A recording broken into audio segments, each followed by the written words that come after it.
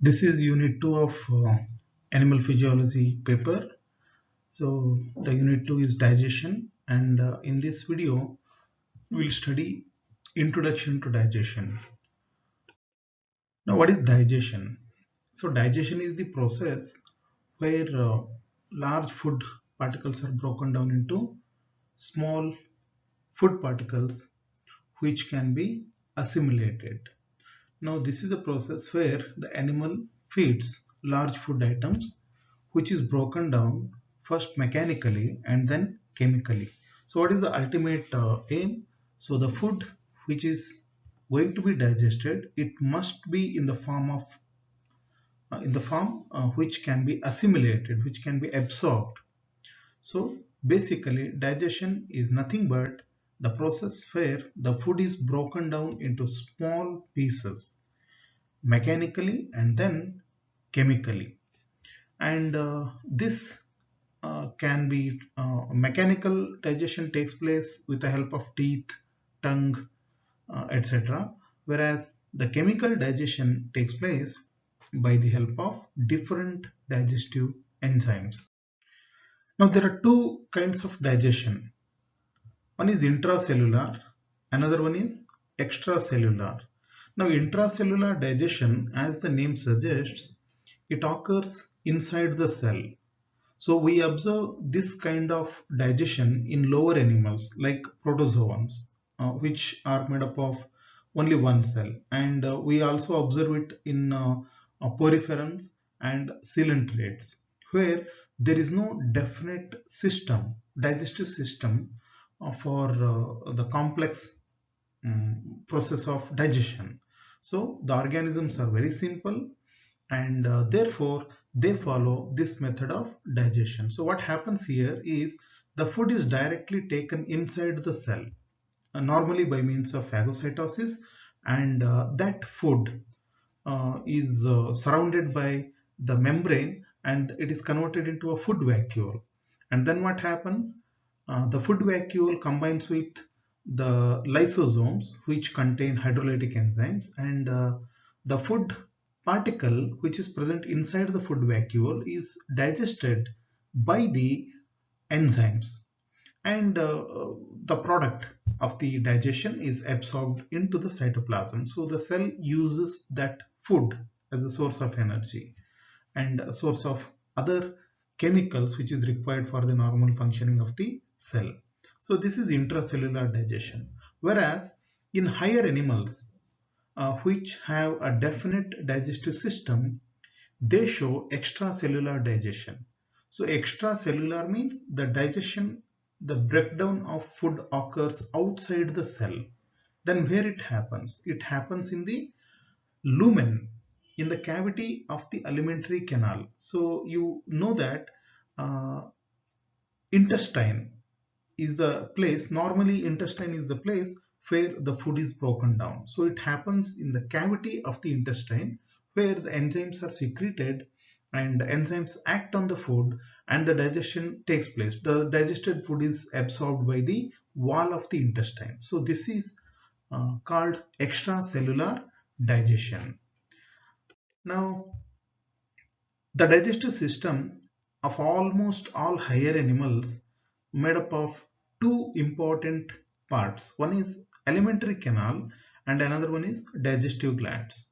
So digestive glands and animal alimentary canals constitute the digestive system of higher animals. Now let us see what is digestive system. I mean, here we are going to study the alimentary canal part of the digestive system. Here I have taken the example of human. But remember, in almost all higher animals, the parts remain same. Only the histological details and length, etc., change from from animal group to animal group. But it is almost same in all the animals. The parts are same. Now, digestive system, as I already mentioned, it is it's the physical part is represented by the alimentary canal. Now, what is the alimentary canal? Alimentary canal is a straight muscular tube which extends between the mouth and the anus. So this is nothing but a muscular tube which extends between the mouth and anus. Now remember, in every animal, it is nothing but the tube extending between mouth and anus. You just recall what you studied in earthworm. So in earthworm, it is a straight, simple tube.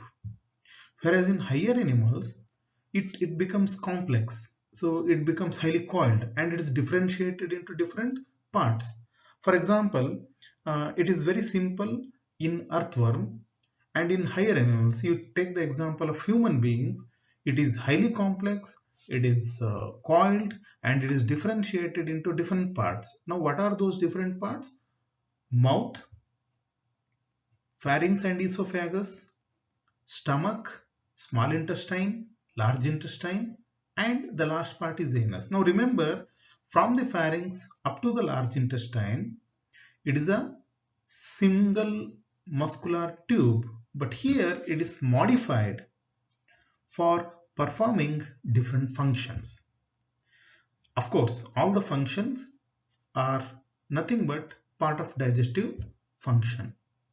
Now mouth. So mouth is the opening through which the food enters into the alimentary canal. So uh, in case of human being, the mouth, it is surrounded by, it is bounded by lips, upper lip and lower lip, and there is a roof, there is a floor, and you find teeth in the mouth, and you find tongue. Now, mouth is a very important part of the digestive system because it is the one which is going to receive the food, and the teeth are involved in crushing the food into small pieces. So here mechanical digestion starts. And another important part of the mouth is tongue.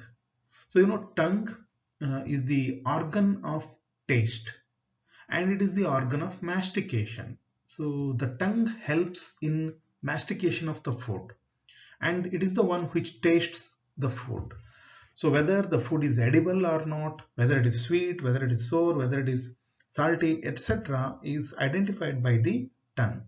So therefore, mouth which has tongue, teeth, etc., is the initial part of the alimentary canal. Then pharynx is the common passage. Actually, it is a small tube, and you can say this is the pharynx, and this is a common passage for both respiratory tract and digestive tract.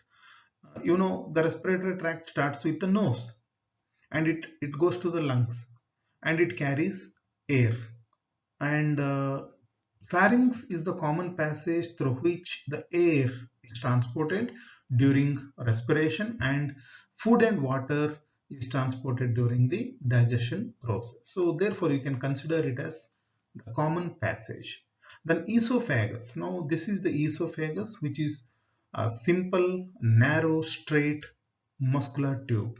Now remember, the whole alimentary canal is muscular, and it is made up of smooth muscles, not the striated muscles. That means the alimentary canal is not under the control of the will. So it is controlled by some other mechanisms.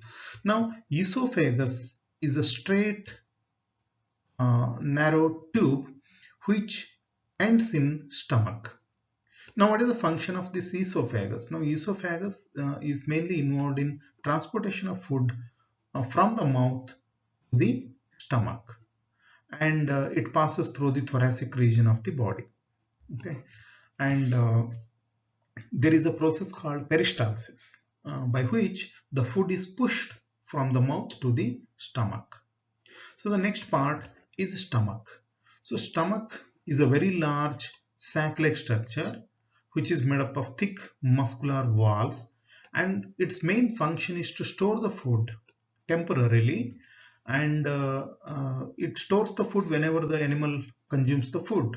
The food is not available all the time, and animal cannot continue to eat food throughout the day, so it will eat the food in intermittent periods, and that food, whenever the food is available, the animal is going to eat large amount of food, and that is going to be stored in this stomach.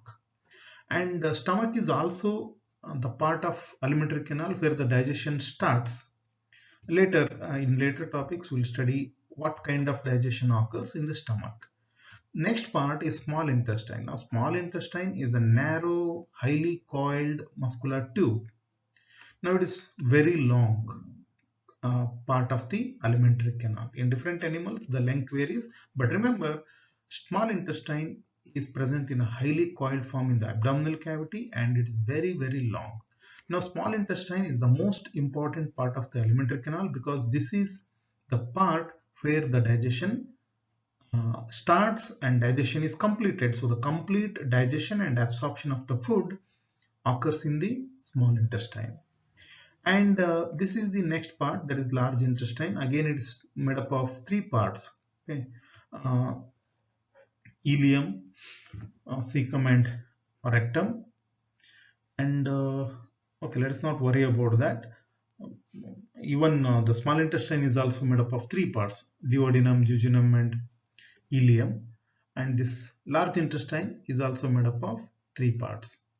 So here, the main function of the large intestine is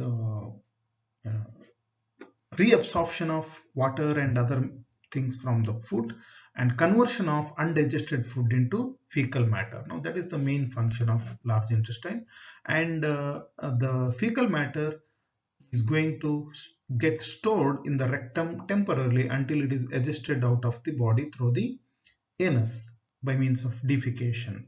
Now the anus, now digestive glands.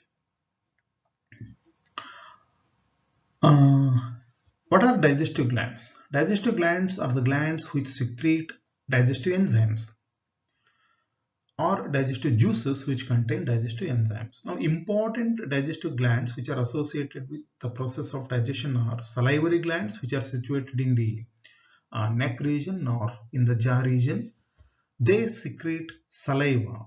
You know, saliva is secreted into the mouth cavity, and this saliva helps in mastication of food. It actually softens the food and it moisturizes the food, and it helps in converting the food into bolus. So that is the saliva which is secreted by salivary glands. Then we have gastric glands. Now gastric glands are the glands which are present in the wall of the stomach, and they secrete gastric juice. So gastric juice also contains important enzymes like pepsin and renin, which are involved in the process of digestion, especially the digestion of protein part of the food. Then intestinal glands, which are situated in the intestinal wall, the muscular wall of the intestine, and they secrete a juice called intestinal juice. And intestinal juice contains almost all enzymes required for the digestion of carbohydrate, protein, lipid, and nucleic acids. So all kinds of enzymes are present in the intestinal juice, which is secreted by intestinal gland. Then pancreas. Now pancreas is also a very important gland which secretes pancreatic juice, and the pancreatic juice contains all the enzymes. As the intestinal juice, pancreatic juice also contains most of the enzymes which are required for digestion of carbohydrate, proteins, and lipids and nucleic acids. Then liver is the gland which produces bile juice, and the bile contains some chemicals, you can say, which is associated with lipid digestion. So the details we can see in the further chapters. Now these are the digestive glands: salivary glands, gastric glands, intestinal glands, and pancreas and liver. And lastly, just before conclusion, we can we will understand two different words like mechanical digestion and chemical digestion. I already mentioned it in the beginning. There are two types of digestion. One is mechanical digestion. Now what is mechanical digestion? It is nothing but the physical breakdown of food particles into small pieces, and it happens inside the mouth. Normally it happens inside the mouth. So large food particles are broken down into small food particles with the help of teeth, tongue, etc. So that is mechanical digestion. Now what is chemical digestion? The small food particles, upon entering into the stomach and intestine, they are broken down at molecular level by the chemicals. Now what are the chemicals? Nothing but enzymes. So the enzymatic breakdown of the food particles into smaller particles which can be absorbed by the intestine. So that process is called chemical digestion. Okay, that's about the introductory part of the digestion. In the further chapters, we will study the process of digestion in detail.